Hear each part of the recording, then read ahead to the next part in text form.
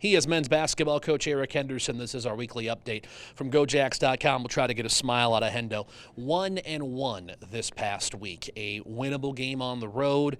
Doesn't go your way against Colorado State, then you take care of business against Nebraska Kearney.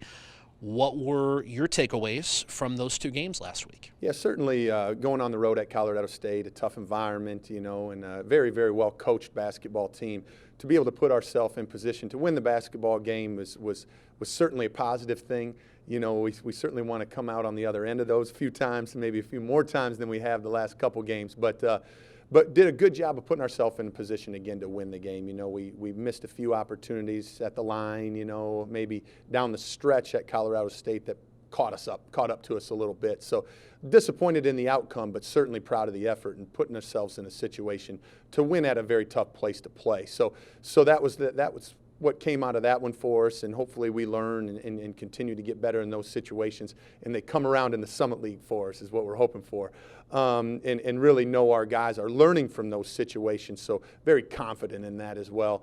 And then, coming home to play in front of our fans at Frost Arena was also a bright spot as well. Now, we didn't play real bright, but to be back here was bright. Obviously, a lot going on in our young guys' lives, a big time moment for our guys with finals going on and that stress level, and then getting back in Frost playing in front of our people. We didn't certainly put our best effort forward, but we did enough to get the things done where we could get a W against Kearney and move on. And we got a couple more days of finals this week, so we need to lock in a little bit on those and lock in on our team, and excited for this week. Let us shine a light on a couple of the bright spots from this past week. I'm down for that. Alex Arians, 26 points in the past two games. You've been waiting for his offense to come around, only one time in double figures in the first 11. He scores double figures in both games last week. Yeah, certainly proud of Alex's efforts last week. And we've been having conversations about, Alex, you need to be more aggressive. You need to be more confident. And there's so many ways that Alex can impact the game. And certainly scoring's one of them. And we needed to see that a little bit out of him.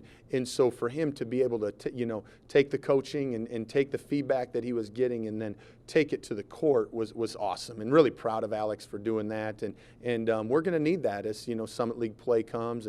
And we need to be a balanced effort team. And so we can't just, not that he's not giving us nothing, but we do need some points out of him. But like I said, he has the ability to affect the game in a lot of ways, and he has done that. And for him to be able to add the scoring piece to it certainly helped.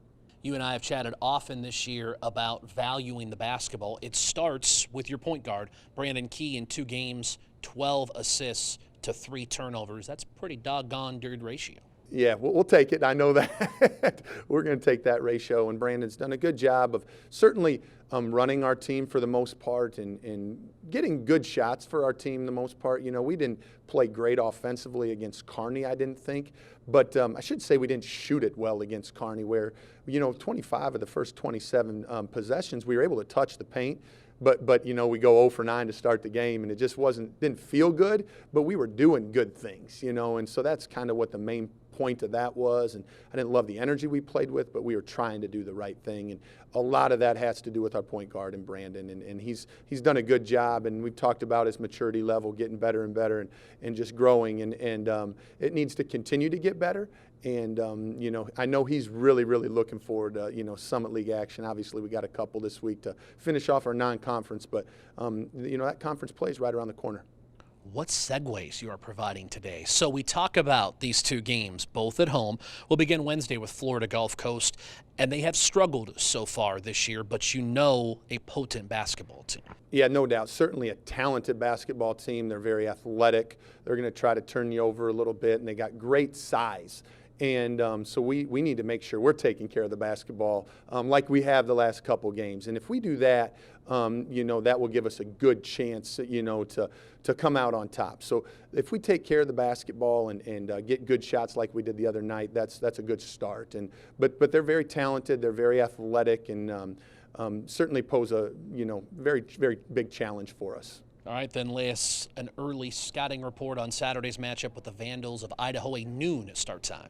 Yeah, noon start time, so that'll be unique for our fans.